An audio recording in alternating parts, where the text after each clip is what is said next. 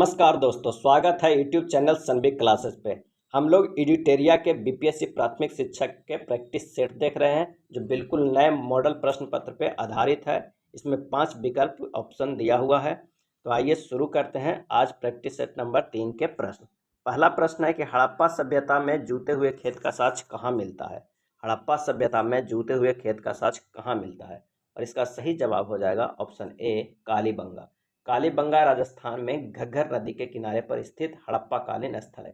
यहाँ पर जूते हुए खेत का साक्ष्य, अलंकृत ईंटें, चूड़ियाँ, लकड़ी की नाली आदि के साक्ष्य मिले। और हाँ, एग्जाम से पहले एडिटेरिया के सारे प्रैक्टिस सेट जरूर देख कर जाइए, क्योंकि इसमें बहुत ही अच्छे प्रश्नों का संग्रह रहता है, काफ़ी ज़्यादा इम्पोर्टेंट रहता है। आने की पूरी संभावना है, कुछ ना कुछ तो क्वेश्चन जरूर डायरेक्ट टैली कर जाएगा। नेक्स्ट प्रश्न पे चलते हैं कि अशोक द्वारा कलिंग का युद्ध किस वर्ष लड़ा गया। अशोक द्वारा कलिंग का युद्ध किस वर्ष लड़ा गया, और इसका सही आंसर हो जाएगा ऑप्शन बी, 261 ईसा पूर्व में अशोक ने कलिंग पर आक्रमण किया था। इस युद्ध में 1 लाख लोग मारे गए थे तथा 1,50,000 लोग बंदी बनाए गए थे, और यह राज्याभिषेक के 8वें वर्ष लड़ा गया था। नेक्स्ट है, मौर्य काल में चारागाह के अध्यक्ष को क्या कहा जाता है। मौर्य काल में चारागाह के अध्यक्ष को क्या कहा जाता था, और इसका सही आंसर हो जाएगा ऑप्शन सी, विविताध्यक्ष कहा जाता है। अर्थशास्त्र में 26 प्रकार के अध्यक्ष का वर्णन है। चारागाहों के अध्यक्ष को विविताध्यक्ष कहा जाता था। गुप्त काल में पूग किसे कहा जाता था। पूग किसे कहा जाता था, और इसका आंसर हो जाएगा ऑप्शन बी, न्यायालय को। गुप्तकालीन न्याय व्यवस्था में सम्राट सर्वोच्च अधिकारी होता था। उस समय न्यायालय के 4 वर्ग होते थे, राजा का न्यायालय, पूग, श्रेणी और कुल। निम्नलिखित में से कौन सी रचना हर्षवर्धन से संबंधित नहीं है। निम्नलिखित में से कौन सी रचना हर्षवर्धन से संबंधित नहीं है, और इसका सही आंसर हो जाएगा ऑप्शन बी, प्रियदर्शिका। इसका सही आंसर हो जाएगा ऑप्शन डी, सॉरी बी नहीं, डी, काव्य दर्शन। काव्य दर्शन की रचना अलंकार शास्त्र दंडी द्वारा की गई है, और अन्य जो सभी रचना है, नागदशक, रत्नावली और प्रियदर्शिका, ये सभी हर्षवर्धन की रचना है। नेक्स्ट प्रश्न पे चलते हैं, मंदसौर अभिलेख का संबंध किस शासक से है। मंदसौर अभिलेख का संबंध किस शासक से है, और इसका सही जवाब हो जाएगा ऑप्शन सी, यशोवर्मन से है। मंदसौर अभिलेख में मालवा के शासक यशोवर्मन के सैनिक उपलब्धियों का वर्णन किया हुआ है। मोहम्मद गौरी को भारत में पहली बार किसने पराजित किया था। मोहम्मद गौरी को, और इसका आंसर हो जाएगा ऑप्शन बी, भीम द्वितीय ने। गौरी का प्रथम आक्रमण 1175 ईस्वी में मुल्तान पर हुआ था। 1178 ईस्वी में मोहम्मद गौरी ने गुजरात पर आक्रमण किया, परंतु भीम द्वितीय ने उसे माउंट आबू के निकट पराजित किया था। यह भारत में मोहम्मद गौरी की पहली पराजय थी। चलिए अगले प्रश्न पे चलते हैं कि दिल्ली सल्तनत में विद्रोहियों के प्रति दुर्बलता नीति किस शासक ने अपनाई थी। दिल्ली सल्तनत में, और इसका आंसर हो जाएगा ऑप्शन डी, जलालुद्दीन फिरोज खिलजी। खिलजी वंश के संस्थापक जलालुद्दीन फिरोज खिलजी, जो 1290 से 1320 ईस्वी तक राज किया था, ने विद्रोहियों के प्रति दुर्बल नीति अपनाई थी। कहा कि मैं एक बुद्ध मुसलमान हूँ और मुसलमानों का रक्त बहाने की मेरी आदत नहीं है। मैं एक वृद्ध मुसलमान हूँ और मुसलमानों का रक्त बहाने की मेरी आदत नहीं है। नेक्स्ट है, दिल्ली सल्तनत के किस सुल्तान ने सैनिकों को नगद वेतन देने की प्रथा का आरंभ किया था। सही जवाब हो जाएगा ऑप्शन सी, अलाउद्दीन खिलजी। सैनिकों के नगद वेतन देने की प्रथा की शुरुआत सर्वप्रथम दिल्ली सल्तनत में अलाउद्दीन खिलजी ने किया था। नेक्स्ट प्रश्न है कि अद्वैतवाद मत का प्रतिपादक कौन थे। अद्वैतवाद मत के प्रतिपादक कौन थे, और इसका सही आंसर हो जाएगा ऑप्शन ए, शंकराचार्य। 9वीं शताब्दी में अद्वैतवाद मत की स्थापना शंकराचार्य ने किया था। इन्होंने ब्रह्मा एवं जीव को पूर्ण एकता को स्वीकार किया था। अगला प्रश्न है कि किस मुगल बादशाह ने न्याय की प्रसिद्धि जंजीर लगाई थी। सही आंसर हो जाएगा ऑप्शन ए, जहांगीर। 1605 में जहांगीर गद्दी पर बैठते ही आगरा के किले में और यमुना के किनारे खड़े पत्थर के खंभों के बीच न्याय की प्रसिद्ध जंजीर लगवाई थी। नेक्स्ट प्रश्न है कि निम्नलिखित में से किसने दारा सिकों को लघु अकबर कहा था। दारा सिकों को लघु अकबर कहा था, और इसका आंसर हो जाएगा ऑप्शन सी, लेनपुल। दारा सिकोह के इतिहासकार लेनपुल ने लघु अकबर कहा था। दारा सिकोह ने सिर ए अकबर के नाम से 12 उपनिषदों को फारसी में अनुवाद कराया था। किस सिख गुरु ने सिखों को एक सैनिक संप्रदाय के रूप में परिवर्तित किया था। किस सिख गुरु ने सिखों को सैनिक संप्रदाय के रूप में परिवर्तित किया था। तो इसका सही जवाब हो जाएगा ऑप्शन सी, गुरु हरगोबिंद। सिखों के 6ठे गुरु हरगोबिंद ने अमृतसर की किलेबंदी की तथा सिखों की धार्मिक शिक्षा के साथ साथ सैनिक शिक्षा भी प्रदान किया था। नेक्स्ट प्रश्न है कि विजयनगर के किस शासक के काल में अब्दुल रज्जाक विजयनगर की यात्रा की। विजयनगर के किस शासक के काल में अब्दुल रज्जाक ने विजयनगर की यात्रा की? सही जवाब हो जाएगा ऑप्शन डी, देवराय द्वितीय के काल में 1443 ईस्वी में फारसी यात्री अब्दुल रज्जाक ने विजयनगर की यात्रा की। बांडीबास का युद्ध कब हुआ था? बांडीबास का युद्ध कब हुआ था? और इसका आंसर हो जाएगा ऑप्शन बी, 1760 ईस्वी में। तृतीय कर्नाटक युद्ध जो 1756 से 63 ईस्वी के दौरान 1760 में बांडीबास का युद्ध हुआ, इसमें अंग्रेजों ने फ्रांसीसियों को निर्णायक रूप से पराजित किया था। 1760 में बांडीबास का युद्ध। नेक्स्ट है, अहमद शाह अब्दाली के भारत पर प्रथम आक्रमण के समय मुगल बादशाह कौन था? सही जवाब हो जाएगा ऑप्शन सी, मोहम्मद शाह। मोहम्मद शाह के समय अहमद शाह अब्दाली ने प्रथम बार 1748 में पंजाब पर आक्रमण किया था। अहमद शाह अब्दाली को दुर्र दुर्रानी अर्थात युग का मोती कहा जाता है। अगला है, प्लासी का युद्ध कब हुआ था? प्लासी का युद्ध कब हुआ था? सही जवाब हो जाएगा ऑप्शन बी, 1757 ईस्वी में हुआ था। 23 जून 1757 में भागीरथी नदी के तट पर प्लासी के मैदान में सिराजुद्दौला एवं रॉबर्ट क्लाइव के बीच हुआ था। इस युद्ध में अंग्रेजों की विजय हुई थी, रॉबर्ट क्लाइव की विजय हुई थी। नेक्स्ट है, फैजाबाद में 1857 के विद्रोह का नेतृत्व किसने किया था? 1857 के विद्रोह का सही जवाब हो जाएगा ऑप्शन बी, अहमद उल्ला ने।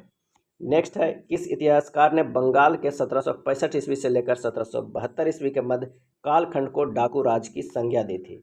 सही जवाब है ऑप्शन सी, के.एम. पनिक्कर ने। नेक्स्ट प्रश्न है, इकोनॉमिक हिस्ट्री ऑफ इंडिया नामक पुस्तक किसने लिखी है? इकोनॉमिक हिस्ट्री ऑफ इंडिया नामक पुस्तक किसने लिखी थी? सही आंसर है ऑप्शन बी, रमेश चंद्र दत्त ने। राष्ट्रवादी नेता रमेश चंद्र दत्त ने अपनी पुस्तक इकोनॉमिक हिस्ट्री ऑफ इंडिया 1901 में धन निष्कासन सिद्धांत पर बल दिया था। अगला प्रश्न है, किस अधिनियम के माध्यम से भारतीयों की शिक्षा पर 1 लाख रुपए खर्च करने का प्रावधान किया गया था? आंसर हो जाएगा ऑप्शन बी, 1813 का अधिनियम। 1813 के चार्टर एक्ट में निम्न प्रावधान किए गए थे, जिसमें भारतीयों को शिक्षा पर 1 लाख रुपए खर्च करने का प्रावधान, कंपनी का व्यापारिक एकाधिकार समाप्त किया गया था और ईसाई मिशनरियों को भारत में धर्म प्रचार की अनुमति मिली थी। ये काफ़ी इंपॉर्टेंट पॉइंट था 1813 के अधिनियम का। अगला प्रश्न है कि आत्मीय सभा का गठन किसके द्वारा किया गया था? आत्मीय सभा का गठन किसके द्वारा किया गया था? आंसर हो जाएगा ऑप्शन सी, राजा राम मोहन राय के द्वारा किया गया था आत्मीय सभा के गठन 1814 ईस्वी में। वेदांत सोसाइटी को 1816 ईस्वी में, कलकत्ता यूनिटेरियन कमेटी का 1823 ईस्वी में तथा ब्रह्म समाज का 1828 ईस्वी में किया गया था राजा राम मोहन राय के द्वारा। अलीगढ़ आंदोलन के संस्थापक कौन था? और इसका सही आंसर हो जाएगा option C, sir Syed Ahmed Khan. 1875 ईस्वी में अलीगढ़ आंदोलन के संस्थापक सर सैयद अहमद खान थे। इसके माध्यम से आधुनिक विचारों एवं पाश्चात्य शिक्षा द्वारा मुस्लिमों की स्थिति में सुधार लाने का प्रयास किया गया था। नेक्स्ट प्रश्न पे चलते हैं कि पागलपंथी विद्रोह किसके नेतृत्व में हुआ था? पागलपंथी विद्रोह सही जवाब हो जाएगा ऑप्शन ई, उपयुक्त में से कोई नहीं। पागलपंथी विद्रोह 1813 ईस्वी से 1831 ईस्वी करमशाह के नेतृत्व में हुआ था। यह धार्मिक पंथ, सत्य, समानता एवं बंधुत्व आदि पर बल देता था। नेक्स्ट है, सन 1881 ईस्वी को प्रथम कारखाना अधिनियम किस वायसराय के काल में पारित हुआ था? और इसका सही आंसर हो जाएगा उपयुक्त में से कोई नहीं। लॉर्ड रिपन के समय प्रथम कारखाना अधिनियम 1881 में पारित किया गया था। इसके माध्यम से 7 वर्ष से कम उम्र के बच्चों को काम करने पर प्रतिबंध लगाया गया था। नेक्स्ट देखते हैं, गांधी जी ने दक्षिण अफ्रीका के प्रवास के दौरान किस रचना का प्रकाशन किया था? गांधी जी ने दक्षिण अफ्रीका प्रवास के दौरान सही जवाब हो जाएगा ऑप्शन सी, इंडियन ओपिनियन का नामक पत्र का प्रकाशन किए थे दक्षिण अफ्रीका के प्रवास के दौरान। किस गवर्नर जनरल द्वारा सर्वप्रथम प्रेस पर सेंसरशिप लागू किया गया था? और इसका सही आंसर हो जाएगा ऑप्शन बी, लॉर्ड वेलेजली। सर्वप्रथम प्रेस पर सेंसरशिप लागू करने के लिए लॉर्ड वेलेजली ने 1799 ईस्वी में समाचार पत्रों पर प्रत्यक्षेन अधिनियम पारित किया था। नेक्स्ट प्रश्न है, मुजफ्फरपुर में किंग्सफोर्ड की हत्या का प्रयास कब किया गया था? मुजफ्फरपुर में, और इसका सही जवाब हो जाएगा ऑप्शन सी, 1908 ईस्वी में किया गया था। 30 अप्रैल 1908 को बिहार के मुजफ्फरपुर में खुदीराम बोस और प्रफुल्ल चौकी ने किंग्सफोर्ड पर बम फेंका था, लेकिन किंग्सफोर्ड बच गया और इस बम कांड में मिस्टर केनेडी की पत्नी एवं पुत्री मारी गई थी। अगला है, निम्नलिखित में किसने दिल्ली में स्वदेशी आंदोलन का नेतृत्व किया था? सही जवाब हो जाएगा ऑप्शन सी, सैयद हैदर रजा। स्वदेशी आंदोलन का प्रसार बंगाल से प्रारंभ होकर पूरे देश में फैल गया था। इसी क्रम में दिल्ली में स्वदेशी आंदोलन का नेतृत्व सैयद हैदर रजा ने किया था। आइए अगले प्रश्न पे देख चलते हैं, किस उदारवादी नेता को द ग्रैंड ओल्ड मैन के नाम से जाना जाता है? सही जवाब हो जाएगा ऑप्शन डी, दादा भाई नौरोजी को द ग्रेट ओल्ड मैन के नाम से जाना जाता है। वे पहले भारतीय थे जो उदारवादी दल की ओर से 1892 ईस्वी में किंग्सबरी से ब्रिटिश संसद के सदस्य चुने गए थे। किंग्सबरी में ब्रिटिश संसद के सदस्य चुने गए। निम्नलिखित में कौन सी घटना सबसे बाद में घटित हुई थी? आंसर हो जाएगा ऑप्शन बी, स्वराज पार्टी का गठन, क्योंकि चंपारण सत्याग्रह जो हुआ था वो 1917 ईस्वी में हुआ था। खेड़ा सत्याग्रह 1918 ईस्वी में हुआ था। असहयोग आंदोलन जो है वो 1920 ईस्वी में हुआ था। तो स्वराज पार्टी का गठन 1923 ईस्वी में तो सबसे बाद घटित हुआ था। नेक्स्ट प्रश्न है, जालियांवाला बाग हत्याकांड के विरोध में निम्न में से किसने अपनी सर की उपाधि को त्याग दिया था? और इसका आंसर हो जाएगा ऑप्शन डी, रविन्द्रनाथ टैगोर ने। महात्मा गांधी द्वारा चलाया गया प्रथम जन आंदोलन कौन था? और इसका सही आंसर हो जाएगा ऑप्शन बी, असहयोग आंदोलन। गांधी जी द्वारा किया गया प्रथम सत्याग्रह चंपारण सत्याग्रह 1917 में था तथा प्रथम जन आंदोलन असहयोग आंदोलन था जो 1920 में किया गया था। नेक्स्ट है, निम्नलिखित में से किसके सुझाव पर भारतीयों को साइमन कमीशन से बाहर रखा गया? साइमन कमीशन से बाहर रखा गया। सही आंसर है option C, lord Irwin. Lord Irwin के सुझावों पर भारतीयों को साइमन कमीशन से बाहर रखा गया था। साइमन कमीशन वर्ष 1928 ईस्वी में भारत आया था। नेक्स्ट है, द्वितीय विश्व युद्ध कब शुरू हुआ था? आंसर हो जाएगा ऑप्शन बी, 1939 में। 1 सितंबर 1939 ईस्वी को जर्मनी के पोलैंड पर आक्रमण के साथ प्रारंभ हुआ था। नेक्स्ट देखते हैं, निम्नलिखित में कौन सा युग्म सही सुमेलित नहीं है? बताना है कि इनमें से सही सुमेलित नहीं है। जो लॉर्ड रिपन है वो कम्युनिटी अवार्ड 1932 ईस्वी में सही नहीं है। लॉर्ड वेलिंगटन के कार्यकाल के दौरान कम्युनल अवार्ड 1932 में घोषित किया गया था, लॉर्ड वेलिंगटन के कार्यकाल में। लिथुआ के समय अगस्त प्रस्ताव आया था, सही है। डलहौजी के समय व्यवगत सिद्धांत, ये भी सही है। चेम्सफोर्ड के समय द्वैत शासन, ये भी सही है। तो आंसर हो जाएगा ऑप्शन ए। नेक्स्ट है, झंडा गीत निम्नलिखित में किसके द्वारा लिखा गया है? झंडा गीत, और इसका सही आंसर हो जाएगा ऑप्शन ई, उपयुक्त में से कोई नहीं। झंडा गीत जो विजय विश्व तिरंगा प्यारा की रचना श्यामलाल प्रसाद ने किया था। निम्नलिखित में कौन सी कोविड-19 वैक्सीन डीएनए आधारित वैक्सीन है? आंसर हो जाएगा ऑप्शन ए, जाइकोव डी। विश्व की पहले डीएनए आधारित वैक्सीन जाइकोव डी है। इस वैक्सीन को जायडस कैडिला द्वारा निर्मित किया गया है। नेक्स्ट प्रश्न है कि कौन सा संगठन ऑपरेशन ग्रीन को कार्यान्वित करता है? ऑपरेशन ग्रीन को, आंसर हो जाएगा ऑप्शन ए, नाफेड। ऑपरेशन ग्रीन योजना खाद्य प्रसंस्करण उद्योग मंत्रालय की है, जिसके कार्यान्वयन का कार्य नाफेड एजेंसी करती है। इस ऑपरेशन में टमाटर, प्याज, आलू के अतिरिक्त जल नष्ट होने वाले 22 और भी कृषि उत्पादों को शामिल किया गया है। अगला प्रश्न है कि आर्थिक सर्वेक्षण किसके द्वारा प्रकाशित होता है? इसका सही आंसर हो जाएगा ऑप्शन ए, वित्त मंत्रालय के द्वारा। प्रत्येक वर्ष आर्थिक सर्वेक्षण वित्त मंत्रालय द्वारा प्रकाशित होता है। भारत का वित्त मंत्रालय केंद्रीय बजट पेश होने से पहले आर्थिक वार्षिक सर्वेक्षण प्रस्तुत करता है। नेक्स्ट प्रश्न है कि सर्व शिक्षा अभियान का उद्देश्य किस आयु के बच्चों में शिक्षा को प्रोत्साहित करना है? आंसर हो जाएगा ऑप्शन बी, 6 से 14 वर्ष के बच्चों को मुफ्त एवं अनिवार्य शिक्षा को प्रावधान है सर्व शिक्षा अभियान में। वह उद्योग जो खनिजों का उपयोग कच्चे माल के तौर पर करते हैं क्या कहलाते हैं? आंसर हो जाएगा डी, खनिज आधारित उद्योग।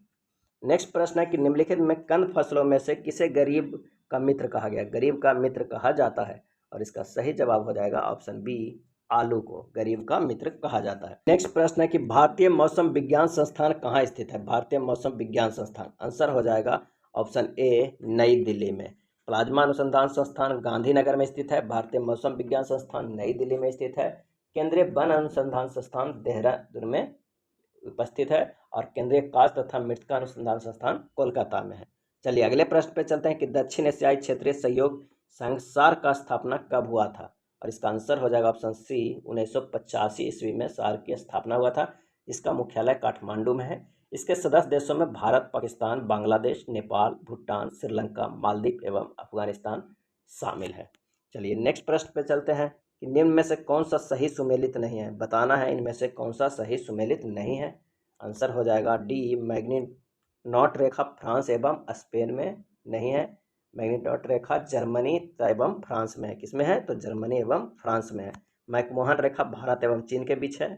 मैनर हिम रेखा रूस एवं फिनलैंड के बीच है। हिडेनबर्ग रेखा जर्मन एवं पोलैंड के बीच है। और मैग्नीनॉट रेखा जो है वो है जर्मन एवं फ्रांस के बीच। तो आंसर हो जाएगा डी। इंदिरा गांधी परमाणु अनुसंधान केंद्र कहाँ स्थित है? इंदिरा गांधी परमाणु अनुसंधान केंद्र कहाँ स्थित है? और इसका सही आंसर हो जाएगा ई, उपयुक्त में से कोई नहीं। क्योंकि इंदिरा गांधी परमाणु अनुसंधान केंद्र तमिलनाडु में स्थित है, ऑप्शन में नहीं है। नेक्स्ट है, अंडमान एवं निकोबार द्वीप समूह के कितने द्वीपों का नाम परमवीर चक्र के विजेताओं के नाम पर रखा गया है? आंसर हो जाएगा ऑप्शन बी 21। 23 जनवरी 2023 को नेताजी सुभाष चंद्र बोस की जयंती यानी पराक्रम दिवस के अवसर पर प्रधानमंत्री नरेंद्र मोदी ने भारत में सबसे बड़े सैन्य अलंकार परमवीर चक्र प्राप्त 21 विजेताओं के नाम पर अंडमान और निकोबार द्वीप समूह के 21 बड़े अज्ञात द्वीपों का नामकरण किया है। दुनिया की पहली तरल हाइड्रोजन संचालित नौका का नाम क्या है? तरल हाइड्रोजन संचालित नौका, आंसर हो जाएगा option A MF Hydra. Norwegian company नॉलैंड के तरल हाइड्रोजन पर चलने वाली दुनिया के पहले फेरी MF हाइड्रा को सफलतापूर्वक लॉन्च किया है। नेक्स्ट प्रश्न है कि भारतीय अंतरिक्ष अनुसंधान संगठन इसरो ने अपने 12 वर्ष पुराने उपग्रह मेघाट्रॉपिक्स को किस महासागर में गिराया? मेघाट्रॉपिक्स को, आंसर हो जाएगा ऑप्शन ए प्रशांत महासागर में। सितवीनी राबुका किस देश के नए प्रधानमंत्री बने? सितवीनी राबुका, आंसर हो जाएगा ऑप्शन सी फिजी का नया प्रधानमंत्री चुना गया। सितवीनी राबुका फिजी के 12वें प्रधानमंत्री के रूप में शपथ ग्रहण लिए। नेक्स्ट है, ऑस्ट्रेलिया ओपन 2023 के विजेता कौन है? ऑस्ट्रेलिया ओपन 2023 के विजेता कौन है? और इसका आंसर हो जाएगा ऑप्शन सी नोवाक जोकोविच। ये पुरुष एकल विजेता है नोवाक जोकोविच, जो सर्बिया के हैं, और उप विजेता थे स्टेफानोस सित्सिपास, जो यूनान के थे। नेक्स्ट है, हाल ही में किस भारतीय संस्थान ने कृत्रिम हृदय तैयार करने में सफलता हासिल की है? आंसर हो जाएगा option D IIT Kanpur. Next है, किस वर्ष तक भारत ऊर्जा स्वतंत्र प्राप्त करने का लक्ष्य निर्धारित किया है? किस वर्ष तक भारत ऊर्जा स्वतंत्र प्राप्त करने का लक्ष्य निर्धारित किया है?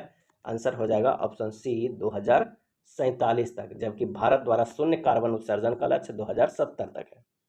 अगला है, मृदु उत्तक एक प्रकार का है, और इसका आंसर हो जाएगा ऑप्शन बी सरल उत्तक है। जो मृदु उत्तक है वो एक प्रकार का सरल उत्तक है। निम्न कथनों पर विचार कीजिए और बताइए कि कौन सा कथन सही है। तो आइए देखते हैं कौन सा कथन सही है। तो कवक में क्लोरोफिल का अभाव होता है, ये बिल्कुल सही है। और मशरूम ब्रायोफाइटा के अंतर्गत है, गलत है। शैवाल संवहनीय पौधा है, ये भी गलत है। थैलोफाइटा वर्ग के पौधों का शरीर जड़, तना एवं पत्तियों के विभेदित नहीं रहता है, ये भी सही है। तो आंसर हो जाएगा ऑप्शन बी 1 और 4। कवक को फंजाई जगत में रखा गया है, और मशरूम फंजाई जगत का पौधा है जिसमें क्लोरोफिल वर्णक नहीं पाया जाता है, लेकिन कोशिका भित्ति पाया जाता है। शैवाल थैलोफाइट के अंतर्गत आता है, जिसमें पौधों को शरीर जड़ तथा तना पत्तियों में विभाजित नहीं रहता है, और इनका शरीर थैलस के रूप में रहता है। नेक्स्ट प्रश्न है कि संक्रमित पेयजल में फैलने वाले रोग कौन है? संक्रमित पेयजल से फैलने वाला रोग है, सही जवाब है ऑप्शन डी हेपेटाइटिस। हेपेटाइटिस संक्रामक रोग है जो हेपेटाइटिस वायरस के द्वारा होता है। दुधारू पशुओं का रोग एंथ्रेक्स होता है, और इसका आंसर हो जाएगा ऑप्शन ए बैक्टीरिया से होता है दुधारू पशुओं का रोग एंथ्रेक्स। इसमें दुधारू पशुओं का शरीर फूल जाता है, बुखार आता है एवं दूध की कमी हो जाता है। नेक्स्ट देखते हैं, रंसाकूर पाया जाता है, रंसाकूर पाया जाता है, इसका आंसर हो जाएगा ऑप्शन सी छोटी आंत में। आहार नाल का सबसे लंबा भाग छोटी आंत है। छोटी आंत में 3 भाग होते हैं, ग्रहणी, जेजुनम और इलियम। छोटी आंत के इलियम में रंसाकूर पाया जाता है। अवायवीय श्वसन की कोशिका के किस भाग में होता है? अवायवीय श्वसन कोशिका के किस भाग में होता है? आंसर हो जाएगा ऑप्शन बी कोशिका द्रव में। संपूर्ण कोशिकीय श्वसन की 2 अवस्थाओं में विभाजित करते हैं, अवायवीय श्वसन और वायवीय श्वसन। अवायवीय श्वसन ऑक्सीजन की अनुपस्थिति में कोशिका द्रव में होता है, और इनमें ग्लूकोज के 1 अणु से 2 अणु पायरुविक अम्ल का निर्माण होता है। नेक्स्ट प्रश्न है, जब फाइब्रिनोजिन प्लाज्मा से अलग हो जाता है तो फाइब्रिनोजिन रहित प्लाज्मा को कहा जाता है? आंसर हो जाएगा ऑप्शन सी सीरम। यह हल्के पीले रंग का चिपचिपा पदार्थ है। नेक्स्ट है, एस्ट्रोजन स्रावित होता है, और इसका सही आंसर हो जाएगा ऑप्शन ई उपयुक्त में से कोई नहीं। अंडाशय से एस्ट्रोजन एवं प्रोजेस्टेरोन हार्मोन स्रावित होते हैं, इसे मादा हार्मोन कहते हैं। यह हार्मोन मादा लैंगिक अंगों का विकास, मादा लक्षणों का विकास, मासिक चक्र का नियंत्रण, गर्भ अनुकरण में सहायक होता है एस्ट्रोजन। नेक्स्ट प्रश्न है कि नर युग्मक तथा मादा युग्मक के संयोग से बनता है, क्या बनता है? इसका सही आंसर हो जाएगा ऑप्शन सी जाइगोट बनता है। नर युग्मक और मादा युग्मक के संयोग से जाइगोट बनता है। नेक्स्ट है, मूल भौतिक राशियां की संख्या कितनी है? तो आंसर हो जाएगा ऑप्शन डी 7 मूलभूत राशियां हैं, जैसे लंबाई, द्रव्यमान, समय इत्यादि। नेक्स्ट है, निम्न में से कौन से कथन असत्य है? बताना है कि इनमें से कौन से कथन असत्य है। इसका सही आंसर हो जाएगा ऑप्शन ई उपयुक्त में से 1 से अधिक। वे भौतिक राशियाँ जिसमें केवल परिणाम होता है, दिशा नहीं होता है, उसे अदिश राशियाँ कहते हैं, जैसे समय, द्रव्यमान, दूरी, चाल इत्यादि। और वे भौतिक राशियाँ जिसमें परिमाण व दिशा दोनों होता है, उसे सदिश राशि कहते हैं। बल, विस्थापन इत्यादि, विस्थापन की दर को वेग कहते हैं। तो इसमें आंसर हो जाएगा एक से अधिक। यदि किसी वस्तु में बल लगाने से उसमें कोई त्वरण उत्पन्न नहीं होती है, तो वह बल कहलाता है। क्या कहलाता है? तो आंसर हो जाएगा ऑप्शन ए, संतुलित बल। अगला है, यदि कोई वस्तु किसी द्रव में डूब जाती है तो निम्न में से कौन सा कथन सत्य होगा?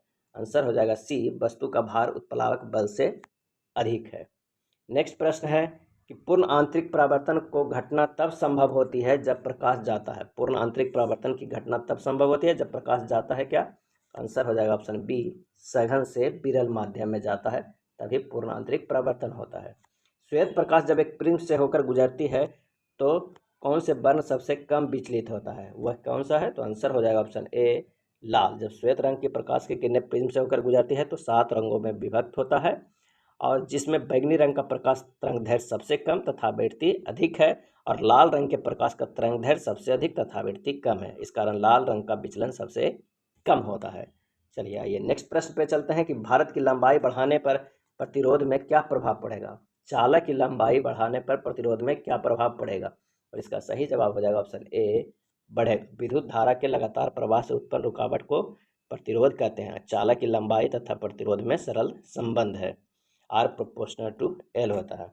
वाइल्स तथा चार्ल्स के नियम को सम्मिलित रूप से क्या कहते हैं? और इसका सही आंसर हो जाएगा ऑप्शन बी, गैस समीकरण कहते हैं। वाइल्स और चार्ल्स के नियम को सम्मिलित रूप से गैस समीकरण करते हैं, यानी पीवी बराबर एनआरटी। नेक्स्ट है, समुद्र के जल से नमक को किस विधि द्वारा निकाला जाता है? समुद्र के जल से नमक को किस विधि द्वारा निकाला जाता है? आंसर हो जाएगा ऑप्शन ए, बाष्पीकरण द्वारा। एक्वा रेजियम में हाइड्रोक्लोरिक अम्ल तथा नाइट्रिक अम्ल का अनुपात होता है, कितना होता है?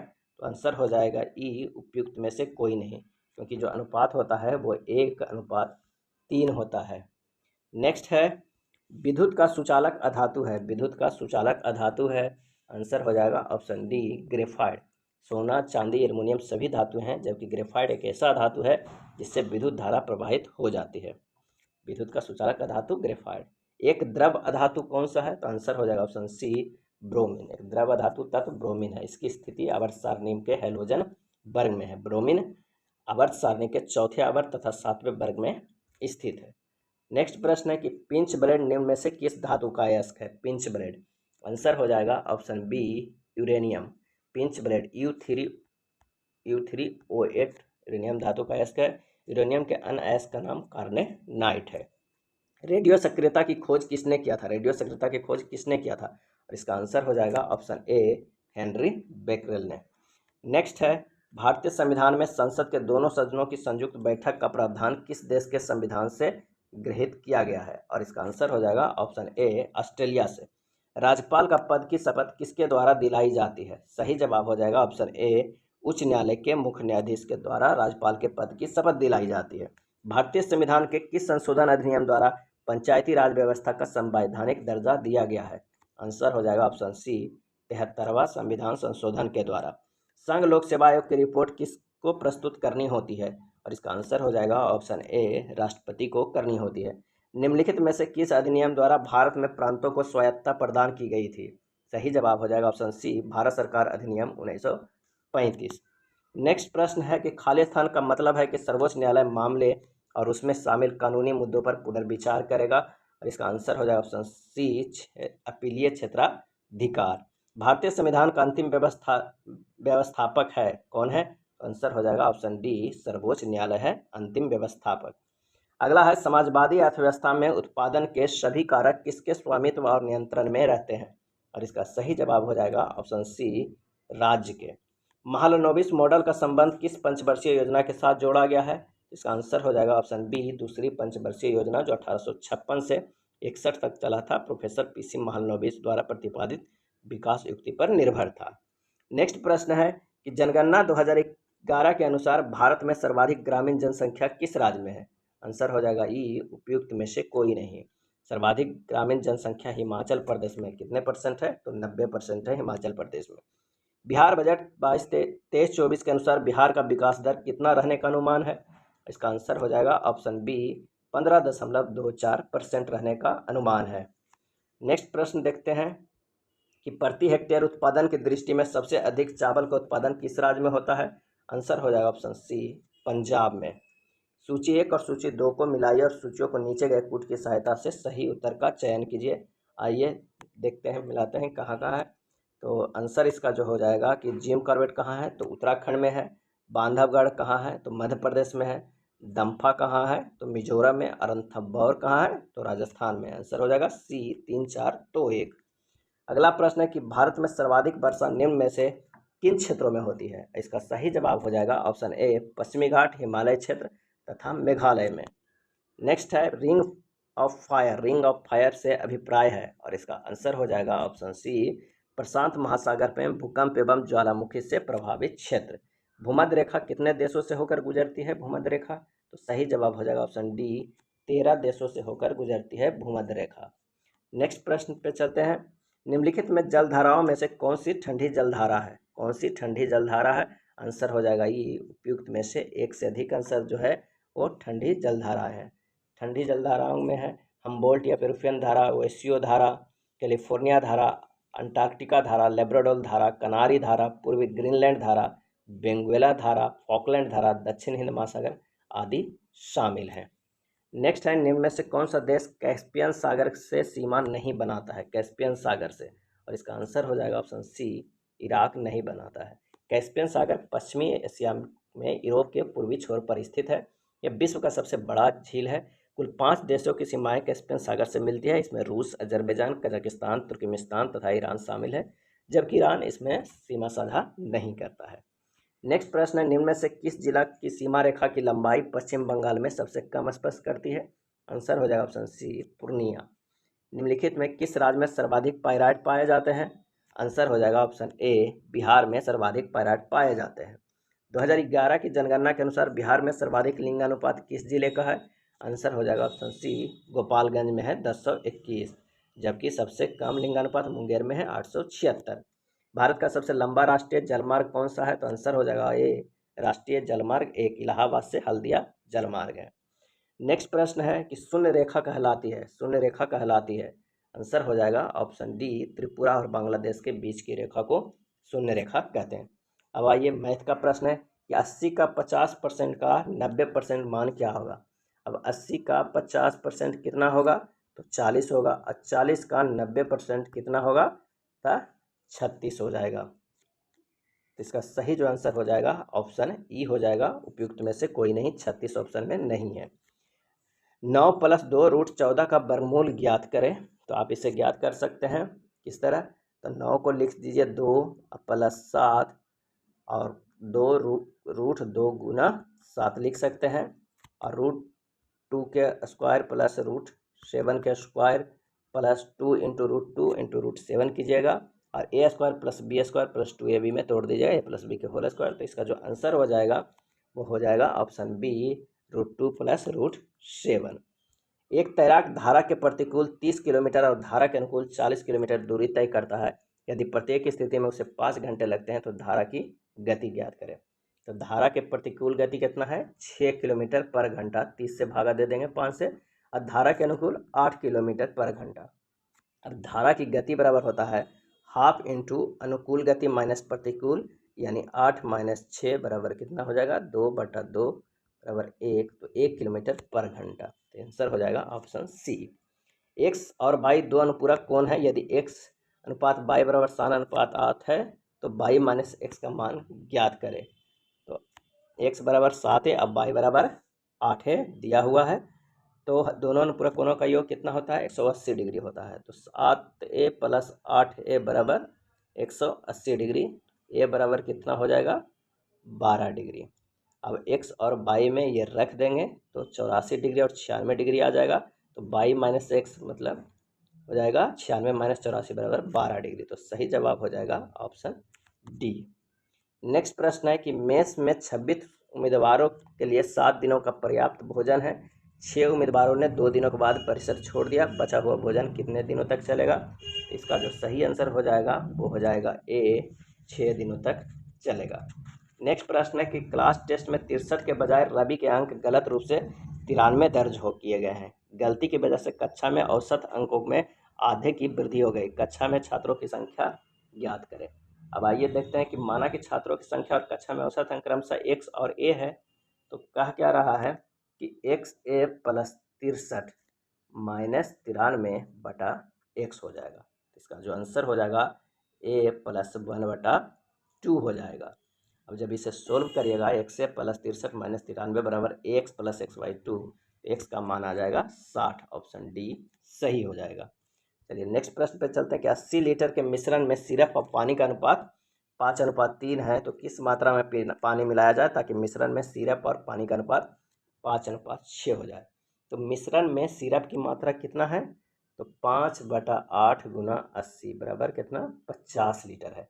अब मिश्रण में पानी की मात्रा कितना है, तो 3/8 गुना 80 बराबर 30 लीटर। अब मिश्रण में पानी की मात्रा 30 लीटर है, मिश्रण में सिरप की मात्रा 50 लीटर है। अब माना कि मिश्रण में 1 लीटर पानी मिलाया जाता है, तो क्या हो जाएगा, तो 50/30 प्लस x बराबर 5/6 कर देंगे। जब x का मान लगेंगे तो 30 लीटर आएगा, तो आंसर हो जाएगा बी। नेक्स्ट प्रश्न है 250 रुपया पर 2 वर्ष के लिए प्रति वर्ष 10% की दर से वार्षिक चक्रवृद्धि दर पे संयोजित ब्याज ज्ञात कीजिए। 2 वर्ष के लिए दर है, 2 वर्ष के लिए है, प्रति वर्ष दर 10% है, 250 रुपये। तो जब इसे सोल्व कीजिएगा तो आ जाएगा ऑप्शन बी 220.5 रुपया।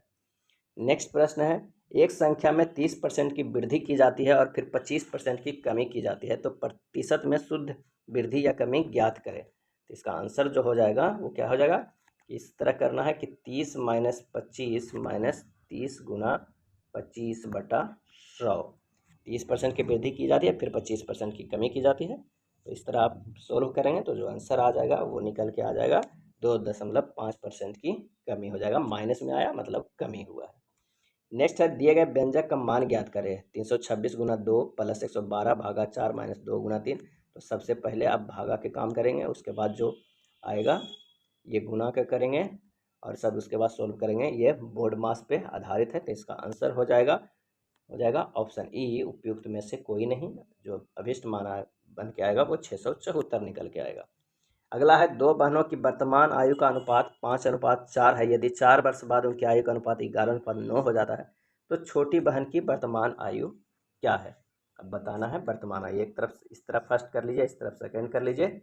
एक का अनुपात 5 है, एक का अनुपात 4 है। वर्तमान में ये आयु है। 4 वर्ष बाद जो हो जाता है 11:9 हो जाता है। तो चलिए देखते हैं, इस तरह जब सोल्व करेंगे तो निकल के जो आएगा कि 32 वर्ष हो जाएगी छोटी बहन की वर्तमान आयु। आंसर जो हो जाएगा ए हो जाएगा।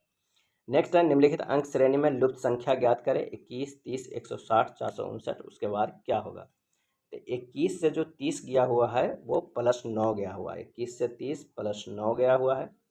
30 से 160 कितना में गया हुआ है, तो 130 प्लस हुआ है। और 160 से 459 229 गया है। कितना 229 गया है। और 459 से भी कुछ जाएगा। चलिए 9 से 130 जो पहले कितना गया था 9, उसके बाद 130। अब एक लाइन और नीचे से चलना है। 9 से 130 121 गया है। और 130 से 299 बोले हैं तो वो 169 गया है। और 121 11 का स्क्वायर है, 169 13 का स्क्वायर है। आगे भी 225 के जाएगा तभी 15 का स्क्वायर होगा। तो इस तरह +2 जुड़ रहा है, तो लुप्त संख्या जो होगा वो 983। ऑप्शन बी सही हो जाएगा। अगला देखते हैं कि लुप्त संख्या ज्ञात करें। 7, 3, 3 में 21, 12, 15 में इसमें ये लुप्त संख्या क्या हो सकता है। तो ये जो बना हुआ है 7 गुना 3 बराबर 21 और 21 गुना 3 बराबर 63 और 63 गुना 3 बराबर 189, यानी 3 3 का गुना किया हुआ है। और इसमें जो किया हुआ है 3 गुना 5 यानी 5 से किया हुआ है। 15 गुना 5 75, 75 गुना 5 375। इसमें 3 से इसमें 5 से, तो बीच वाला 4 4 से गुना होगा। तो आंसर जो होगा ऑप्शन ए 192। नेक्स्ट प्रश्न है दी गई श्रृंखला में संख्याओं का क्रम दिया गया है, इसमें गलत संयोजन को पहचान करना है कि गलत कौन सा है।